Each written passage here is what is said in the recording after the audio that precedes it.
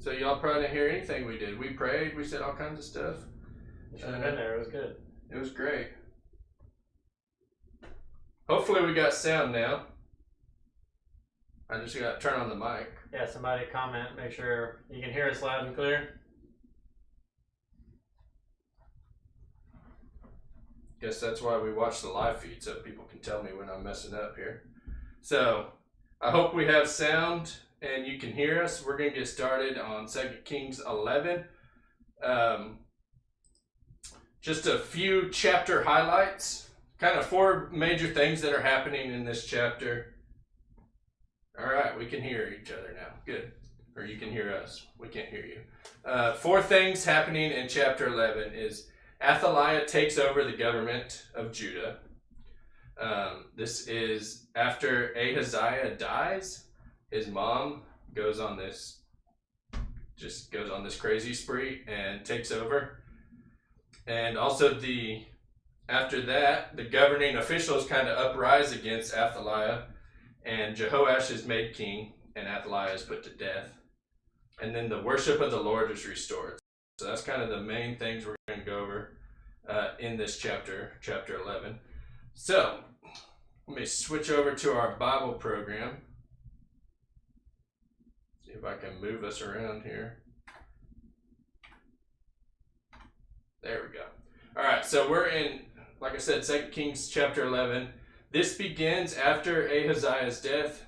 His mother, Athaliah, saw that her son was dead, and she arose and destroyed all the royal heirs. So the kingdom works that like whoever is still living in the family is the next descendant is going to take over. She wasn't a fan of that. She wanted to take over.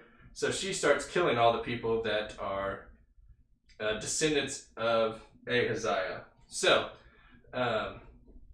Ahaziah's sister, Jehosheba, this is the sister of Ahaziah. She takes Ahaziah's son, Jehoash, or also known as Joash, and hides him away from the terror of Athaliah. So she takes Jehoash, son of Ahaziah, stole him away from among the king's sons who were being murdered, and they hid him and his nurse in the bedroom from Athaliah so that he was not killed. So he was hidden with her in the house of the Lord for 6 years while Athaliah reigned. So interesting, Athaliah, basically, she doesn't inherit the throne. She's not appointed by God to the throne like other people are. She just takes the throne, and she rules for 6 years.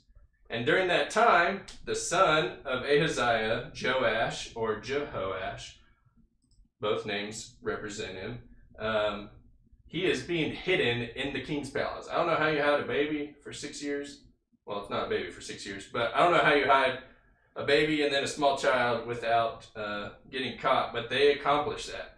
And so in the 7th year, Jehoiada, which is the priest, sent and brought the captains of hundreds of the bodyguards and escorts, and brought them into the house of the Lord to him, and he made a covenant with them, and took an oath from them in the house of the Lord, and showed them the king's son.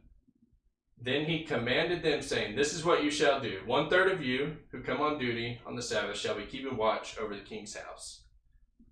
Be at the gate of Sur, and 1/3 at the gate behind the escorts, and you shall keep watch of the house, lest it be broken down." So these people want Athaliah out of the kingdom, right? They do not want her, the queen, the dictator, whatever you want to call her. They do not want her ruling. And so the priest gets the people to uprise against her and say, "Hey, look, we got a plan, because there's this little child that's now 7 years old that's been hiding in the palace. He's ready to take over the king's duties. We just got to get her out of here," right? And so he devises this plan and makes sure that the captains, the royal people, are protecting this king at all costs, right? The 7-year-old child, they are protecting him, make sure Athaliah doesn't know about him, which works okay until Athaliah does hear about him, right? So we skip down to verse 13. Athaliah heard the noise of the escorts and the people, and she came to the people in the temple of the Lord. And when she looked there was a king standing by a pillar according to custom, and the leaders and the trumpeters were by the king, and all the people of the land were rejoicing and blowing trumpets. So Athaliah tore her cloths and cried out, "Treason, treason." So she finds out, sees this little baby. She's probably wondering, what in the world? How is this baby alive? Or not a baby anymore. How is this child alive? How is this king about to take over my throne, right? He's 7 years old. How's he going to take my throne? So she starts crying out treason, and Jehoiada, the priest, commands the captains, the officials of the army, to take her outside under guard and slay her with the sword. Slay with the sword whoever follows her. So they're trying to get a new king and said, okay, take her out. If anyone wants to go with her, kill them, right? Because we don't need those people. And so it says, do not let her be killed in the house of the Lord. So they seized her, and she went by way of the horse's entrance into the king's house, and there she was killed. So like I said, we'll flip back over to the PowerPoint here.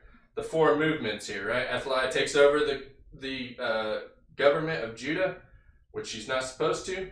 The officials uprise against Athaliah, and Jehoash is made king, and Athaliah is put to death, the end of verse 16.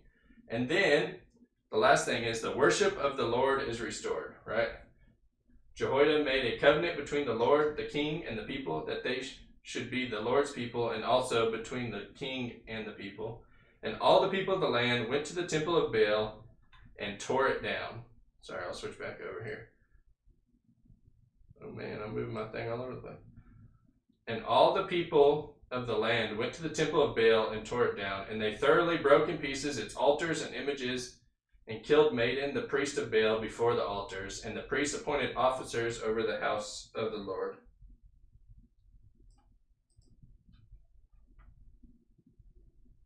All right, we're still getting sound coming and going. So hopefully it's working a little better now. My sound is working on this end, so hopefully that is working for you as well. So Jehoash is made king. Athaliah is killed. Then they go and start tearing down all the temples of Baal that they had been worshiping. And they took the captains of hundreds, the bodyguards, the escorts, and all the people of the land, and they brought the king down from the house of the Lord and went by way of the gates of the escorts to the king's house. Then he sat on the throne of the kings. So all the people of the land rejoiced, and the city was quiet, for they had slain Athaliah with the sword in the king's house.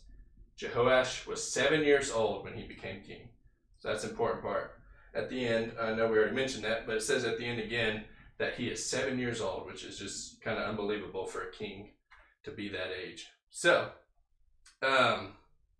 that's kind of the chapter highlights of chapter 11. Make sure I hit everything here. So, recap. Athaliah goes on killing spree after the death of her son, Ahaziah. Jehoash is hidden from Athaliah's massacre by Jehosheba, which is his aunt, Ahaziah's sister. Jehoash is hidden in the house of the Lord for 6 years. Also important to note.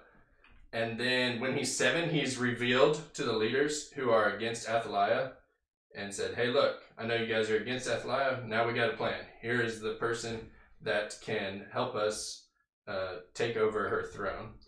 And then Jehoiada the priest calls for the removal of Athaliah from the throne and for Jehoash the boy to become the king. And then Athaliah is put to death. Jehoash becomes king.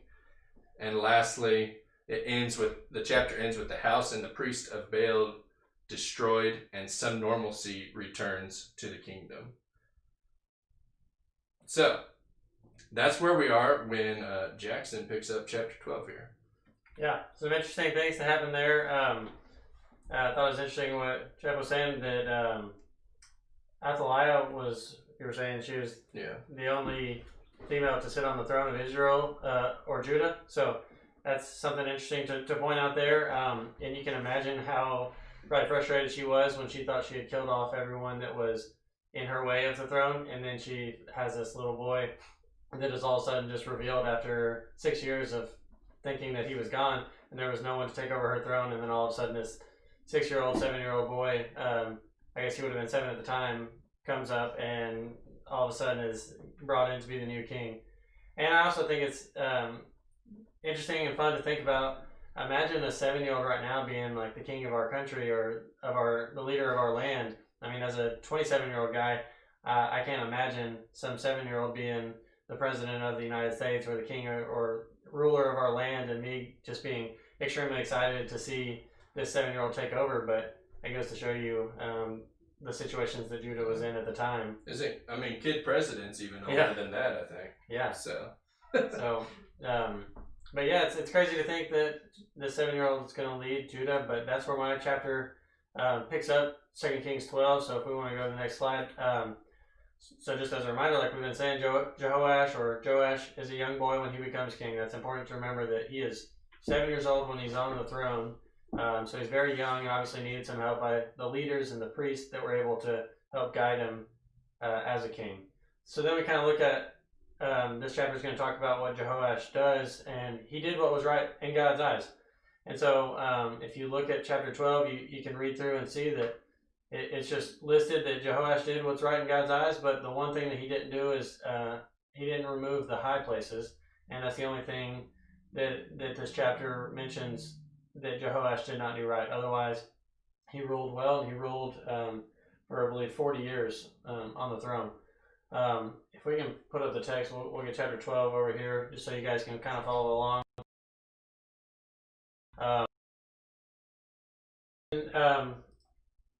The main thing that this chapter talks about is rebuild or repairing the temple of the Lord. And so Jehoash is set in charge of doing that, and he tells the priest to take care of this responsibility. So he tells the priest, in verse 7, you see that King Joash called Jehoiada the priest and other priests and said to them, "Why have you not repaired the damages of the temple? Now therefore, do not take more money from your constituency, but deliver." So basically, Jehoash is saying, why have you not already taken care of the temple? It says in verse 6, if you jump back, it says that this was in the 23rd year of King Jehoash. So at this point, he would have been 30 years old, and he's now saying to the priest, why have you not repaired the temple? This was something you should have already been doing. And so originally he gave the permission or the responsibility to the priest to repair the temple, but they obviously weren't taking care of that. It had been 23 years. And so what we see next is that Jehoash comes in and says, okay, well then it's no longer going to be your responsibility, and he gives that responsibility to some supervisors. So basically what Jehoash does, and you can read this in the chapter, is that he tells the priest, all right, stop collecting money yourselves and taking care of the responsibility on your own, but instead collect that money from the treasurers, and we're going to give that to the people who are working on it. So they hire stonemasons and builders and people to actually repair this, carpenters to actually do this work. And so I believe that's around verse 9 or 10 where it says that. I may have missed which verse that is, but it's in there where it's talking about how he's given that responsibility from the priest now to the supervisors to tell others to take care of that. And so what they do is they go and bore out a hole. Verse 11. So verse 11, they gave the money which had been apportioned into the hands of those who did the work. These are the people that they were hiring, supervisors to watch these workers, who had the oversight of the house of the Lord, and they paid it to the carpenters and builders who worked on the house, and to masons, stone cutters, and for buying timber and hew stone to repair the damage of the Lord, and all that was paid out to repair the Lord.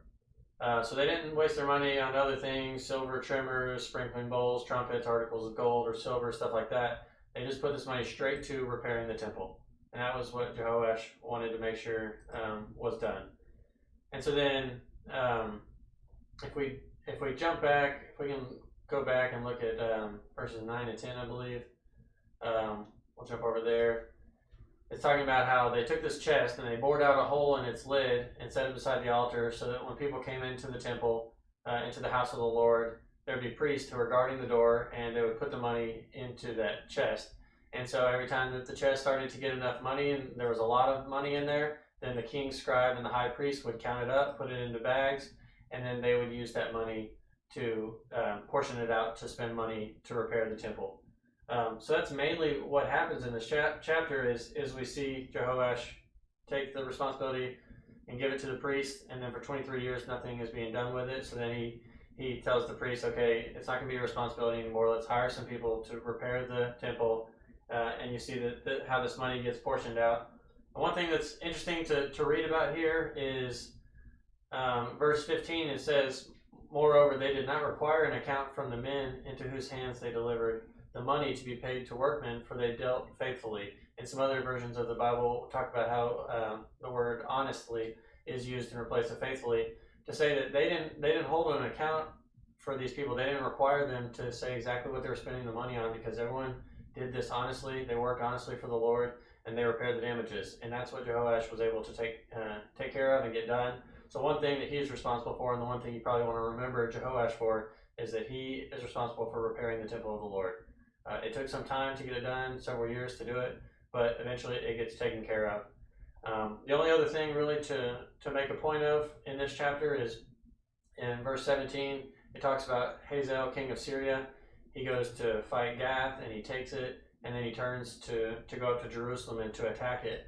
So Jehoash takes all the sacred things that his fathers, Jehoshaphat, Jehoram, and Ahaziah, and the kings of Judah, and himself, what he has dedicated, and all the gold found in the treasuries of the Lord, and he gives that to that king, Hazael, the king of Syria, to keep him from attacking Jerusalem. So he takes all these sacred things that have been dedicated to the Lord, and he gives them to Hazael, the king of Syria, so that he won't attack him. And so that's what happens, and the king of Syria turns away and does not choose to attack Jerusalem. And then at the end of the chapter, we see that eventually, verse 20, that some of his servants of Jehoash decide to conspire against him, and they kill him. And so it lists the names of those people who killed him, but eventually he was assassinated and killed on the throne, so that ends his time there. And so his son Amaziah takes over his place, and Jehoash is buried with his fathers in the city of David, and so his son takes over the throne. So that's kind of how chapter 12 ends. Basically, just to summarize that again, I know we can look through these slides. So Jehoash is setting the priests to take over the responsibility of repairing the temple. They're not getting it done in time, so then they hire some workers to do it, and those people repair the temple. And then you see after that Jehoash keeps the king of Syria from attacking Jerusalem by giving him those sacred things. And then eventually Jehoash is killed and buried with his father, and then his son takes over the throne after that. So that's a quick recap of chapter 12, and we can jump into some questions if you guys want to answer along with us. All right, so we're going to do 25 questions here. Hope all the audio and video and everything is working. I think we've gotten to the point where that's working again, so that's good. I'm going to do a few. Jackson's going to answer, and we'll switch it off. So back to chapter 11, verse 1. 2 Kings 11:1. When Athaliah saw that her son was dead, what did she do? A. Destroyed all the royal heirs. B. Buried him in a king's tomb. C. Mourned for him for 40 days. In 2 Kings 11:1. When Athaliah saw that her son was dead, what did she do? A. Destroyed all the royal heirs. B. Buried him in a king's tomb. Or C. Mourned for him for 40 days. Time. It is A. Destroyed all the royal heirs. Or so she thought. Yeah. She missed one. Might give you the answer to the next one. 2 Kings 11:2. Who hid Jehoash so that he was not murdered by Athaliah? A. Jehoshaphat. B. Ahaziah. Or C. King Joram. 2 Kings 11:2. Who hid Jehoash so that he was not murdered by Athaliah? A. Jehoshaphat. B. Ahaziah. Or C. King Joram. Time. It is Jehoshaphat. I think it's really interesting that not only does she kill her son, or she tries to kill all her son's descendants, but she's threatened by this little baby that's her grandson. Like, normally you think of grandparents and grandkids like having this great relationship, but she is not a fan of her grandson. Yeah. So Athaliah is a little crazy. 2 Kings 11:3. How many years was Jehoash hidden from Athaliah in the house of the Lord? A, 8 years. B, 6 years. C, 10 years. 2 Kings 11:3. How many years was Jehoash hidden from Athaliah in the house of the Lord? A, 8 years. B, 6 years. C, 10 years. Time. It is B, 6 years. For all those of you who have siblings, imagine hiding a newborn baby and a toddler and then a young child for all those years, not making a sound or being able to be found in the temple. That's impressive babysitting to whoever was taking care of that. That's a good nurse right there. So in 2 Kings 11:4, in the 7th year, Jehoiada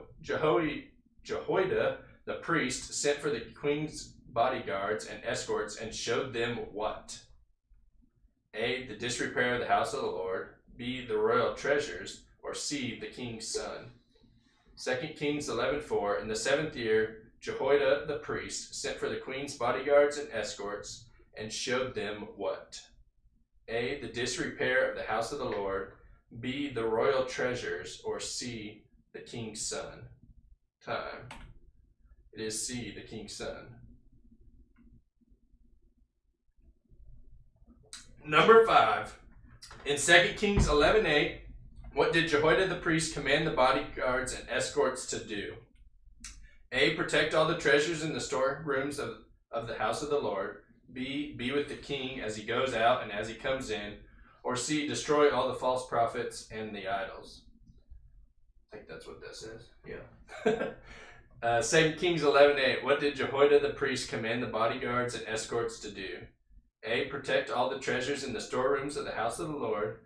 B, be with the king as he goes out and as he comes in. C, destroy all the false prophets and idols. Time is B, be with the king. So they've revealed the king to the people now, and he's saying, don't let this king out of your sight because his grandmother is crazy and might want to kill him. In the Jeff Henry paraphrase. Yeah. 2 Kings 11:10. What did Jehoiada give to the captains of hundreds to help protect the young king? A, spears and shields that belonged to King David. B, entrance to the palace and all the horses and chariots. C, bronze weapons from Samaria. 2 Kings 11:10. What did Jehoiada give to the captains of hundreds to help protect the young king? A, spears and shields that belonged to King David. B, entrance to the palace and all the horses and chariots. Or C, bronze weapons from Samaria. Time. A, spears and shields that belonged to King David. That's pretty cool. Yeah. We didn't really go over that, but that's a neat thing that this lineage of David, and they get to use some of his weapons from back in the day. Yeah. To protect this lineage, really. That's cool. 2 Kings 11:16. What happened to Athaliah when Jehoash was anointed king of Judah? A, she was taken to the house of the Lord and killed. B, she fled to Samaria. C, she was taken to the king's house and killed. 2 Kings 11:16. What happened to Athaliah when Jehoash was anointed king of Judah? A, she was taken to the house of the Lord and killed. B, she fled to Samaria. C, she was taken to the king's house and killed. Time. It is C. That is a typical Bible Bowl question right there. Yeah. A and C are very similar, so you gotta remember that and keep that distinguished from each other. Sorry. 2 Kings 11:18. What did the people do after Jehoiada made a covenant between the Lord, the king, and the people? A, worship in the house of the Lord. B, tore down the temple of Baal. C, observed a Sabbath day of rest. What did the people do after Jehoiada made a covenant between the Lord, the king, and the people? A, worshipped in the house of the Lord. B, tore down the temple of Baal. C, observed a Sabbath day of rest. Time. B, they tore down the temple of Baal. I think Jackson's got 8 for 8 so far. So far. I was a little nervous about that one. 2 Kings 11:20. After they had slain Athaliah with the sword in the king's house, the city was A, rejoicing, B, jubilant, C, quiet. 2 Kings 11:20. After they had slain Athaliah with the sword in the king's house, the city was A, rejoicing, B, jubilant, C, quiet. Time. Oh, there goes the streak. The city was quiet. They did rejoice initially, but in verse 20, they were quiet. All right. Get back on track here. 2 Kings 11:21. How old was Jehoash when he became king? A, 7, B, 22, C, 9. 2 Kings 11:21. How old was Jehoash when he became king? A, 7, B, 22, C, 9. Time. A, 7. That's easy to remember because 7 is a very popular number in the Bible. Yeah. That's used several times. So if you can't remember, guess 7. All right, I'll let Jackson read the questions now that we're on to chapter 12 here. Swap it out. All right, so 2 Kings chapter 12, verse 2. Jehoash did what was right in the sight of the Lord as long as A, he reigned in the land of Judah, B, Jehoiada the priest instructed him, or C, he followed what was written in the book of the law. 2 Kings 12:2. Jehoash did what was right in the sight of the Lord as long as A, he reigned in the land of Judah, B, Jehoiada the priest instructed him, or C, he followed what was written in the book of the law. Time. That one was B. We didn't talk about that one as much, so don't be upset if you got that one wrong. Jehoiada was one of the priests that instructed him. I just briefly talked about how as a young kid he would need some guidance as he was on the throne, and so Jehoiada was the priest who was helping him early on. In 2 Kings 12, verse 3, when Jehoash was king, the people still sacrificed and A, offered their gifts to God, B, burned incense on the high places, or C, gave free will offerings in the temple. According to 2 Kings 12:3, when Jehoash was king, the people still sacrificed and A, offered their gifts to God, B, burned incense on the high places, or C, gave free will offerings in the temple. Time. It is B, burned incense on the high places. That was the one thing Jehoash was that he did not do right in the sight of the Lord, is he didn't get rid of the high places. All right, in 2 Kings 12:5, what did Jehoash want the priest to do with the money brought into the house of the Lord? A, divide it among all the priests, B, build an incense altar for the Lord, or C, repair the damages to the temple. According to 2 Kings 12:5, what did Jehoash want the priest to do with the money brought into the house of the Lord? A, divide it among all the priests, B, build an incense altar for the Lord, or C, repair the damages to the temple. Time. It is C. Hopefully I repeated that one about 25 times in the chapter, and you remember that one. His job was to make sure they repaired the damages to the temple. All right, according to 12:9, where did the priest who kept the door put the money brought into the house of the Lord? Was it A, in a storeroom of the temple, B, in a chest beside the altar, or C, in a basket with a lid? According to 2 Kings 12:9, where did the priest who kept the door put the money brought into the house of the Lord? A, in a storeroom of the temple, B, in a chest beside the altar, or C, in a basket with a lid? Time. Correct answer is B. They bored out a hole in the chest and put it next to the altar for people to put in when they came in. According to 2 Kings 12:10, when the money chest in the house of the Lord was full, who put the money in the bags? A, the king's scribe and the high priest, B, the bodyguards and escorts, or C, the captain of hundreds. According to chapter 12, verse 10, when the money chest in the house of the Lord was full, who put the money in the bags? A, the king's scribe and the high priest, B, the bodyguards and escorts, or C, the captain of hundreds. Time. Correct answer, Jeff, is A, the king's scribe and the high priest. The bodyguards and escorts would make sense, but in this case it was the king's scribe and the high priest who were counted up. All right, according to chapter 12, verse 13, when temple repairs were being made, what was not made for the house of the Lord? A. Candles, B. Bronze altar, or C. Sprinkling bowls. This is one of those Bible Bowl questions you want to remember specifically from verse 12 or chapter 12, verse 13. So according to verse 13, when temple repairs were being made, what was not made for the house of the Lord? A. Candles, B. Bronze altar, or C. Sprinkling bowls. Time. That is correct. The correct answer is C. Verse 12 says, Verse 13, thank you, says they did not make basins of silver, trimmers, sprinkling bowls, trumpets, any articles of gold or silver. So it lists several things there, and one of those was sprinkling bowls. So let's go to verse 15. According to verse 15, why did they not require an account from the men in whose hand they delivered the money? A. There was no record keeper.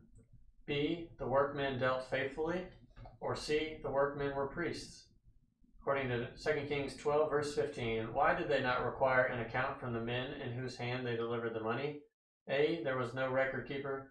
B. The workmen dealt faithfully. Or C. The workmen were priests. Time. It is correct. B. The workmen dealt faithfully. They did the work they were supposed to do, and so they did honest work. They didn't have to keep an account of what they were doing. According to chapter 12, verse 16, why was the money from the sin offering and the trespass offering not brought into the house of the Lord? A. It was unclean. B. It belonged to the priests. Or C. It belonged to the king. Now, we didn't discuss this one, so take your best guess at it, unless you read it on your own. According to chapter 12, verse 16, why was the money from the sin offering and the trespass offering not brought into the house of the Lord? A. It was unclean. B. It belonged to the priests. Or C. It belonged to the king. Time.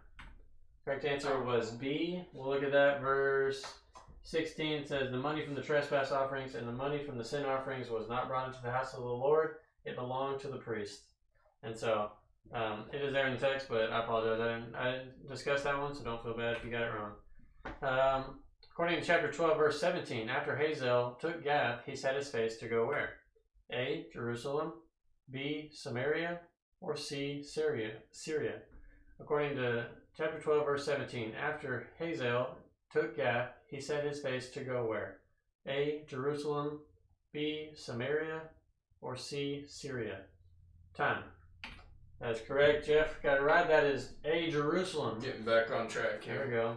So he took over. This was Hazael was the king of Syria. He took over Gath, and then he came for Jerusalem. According to chapter 12, verse 18, what did King Jehoash do with all the sacred things and gold treasures in the house of the Lord? A. He sent them to King Hazael, king of Syria. B. He hid them in the storerooms from invaders. Or C. He shared them with Israel for worship. According to chapter 12, verse 18, what did King Jehoash do with all the sacred things and gold treasures in the house of the Lord? A. Sent them to Hazael, king of Syria. B. Hid them in the storerooms from invaders. Or C. Shared them with Israel for worship. Time. Correct answer is A. Sent them to Hazael, king of Syria. He just tried to give them those sacred things so that he would not attack Jerusalem, and it worked. Yep. So according to, you want to jump back over? That was 10, so we can swap back. Sure. So 2 Kings 12:20, who formed a conspiracy and killed King Joash? A. His brothers. B. His servants. C. His escorts. I think we briefly touched on this. Yeah. 2 Kings 12:20, who formed a conspiracy and killed King Joash? A. His brothers. B. His servants. C. His escorts. Time. It is B. His servants. Just to clarify, I don't know if we did this earlier, but Jehoash and Joash are interchangeable names for this person. And so, don't be confused by that. There's a lot of repeats in names. Yeah. There's common names in Israel like there's common names today. And so, just be sure to keep track of that as you're studying. Especially if you make sure you're studying, Bible Bowl is going to be in the New King James Version. So, in there, it's Jehoash. But if you read from another version, like the NIV says Joash. So, not to get confused with those people, it's the same guy. 2 Kings 12:20, where was Joash killed? A, the house of Israel, B, the house of Milo, C, the house of Judah. 2 Kings 12:20, where was Jehoash killed? A, the house of Israel, B, the house of Milo, C, the house of Judah. Time is B, the house of Milo. That makes me want some Milo sweet tea. Amen to that. All right, a couple more questions. 2 Kings 12:21, who reigned in Joash's place after he was killed? A, Shemith, his servant, B, Shomer, his escort, C, Amaziah, his son. 2 Kings 12:21, who reigned in Joash's place after he was killed? A, Shemith, his servant, B, Shomer, his escort, C, Amaziah, his son. Time. It is Amaziah, his son. Yeah, so the people who actually killed him were Move from over to that.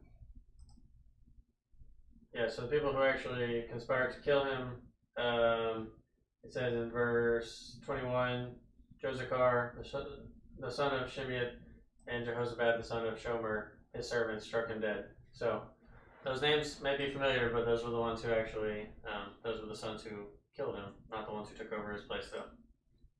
All right. Click back on here. 2 Kings 12:21, where was Joash buried? A, in the city of David, B, in Samaria, C, in Jerusalem. 2 Kings 12:21, where was Joash buried? A, in the city of David, B, in Samaria, or C, in Jerusalem. Time. It is A, in the city of David. So his servants conspired to kill him. Amaziah takes over his throne, and he's buried in the city of David. Last question. Last one, 2 Kings 12:19. Back up a few verses. Where are the rest of the acts of Joash and all that he did written? A, in the book of the law, B, in the annals of the king of Israel, or C, in the chronicles of the king of Judah? I think. Yep. I gotta get shorter or something here. 2 Kings 12:19, where are the rest of the acts of Joash and all that he did written? A, in the book of the law, B, in the annals of the king of Israel, C, in the chronicles of the kings of Judah. Time. It is C, in the chronicles of the kings of Judah. Boo. No. Yeah. So, Chronicles is another book in the Old Testament. That's a good way to remember that. They're also written down there. So that is the end of our questions for tonight for Bible Bowl. 2 Kings chapters 11 and 12. Go over those again. Read that this week. Read chapters 13 and 14 for next week. We may be starting to slow down a little bit. We're discussing that, seeing what that's going to look like. But we may start doing just one chapter a week because we are well ahead of schedule. And so I hope this is helpful for you guys, and hopefully it's been a good thing for you. Comment how many you got right. We'll see who may have the most correct tonight. I don't know how many we got together. About 20, I think, maybe. We missed a few. So surely somebody did better than that. Yeah. And so again, just a reminder to join us on Sunday, June 14th. We will be meeting live here in person at 10 a.m. for those who are able, and no pressure to do that. If you can do that, you're more than welcome to come. If not, we're going to have it streaming on all these places, right? ClarksvilleHighwayChurch.com, GospelChariot.church, Facebook pages, Clarksville Highway Church of Christ, Gospel Chariot Church, and then on YouTube channel, Gospel Chariot as well. So Linda got 24. That's nice. That's pretty good, especially with the teachers you had here tonight. Yeah. So we probably left you out to dry on a few of those. Yeah. But yeah, join us Sunday, live in person or online. We'd love to have you.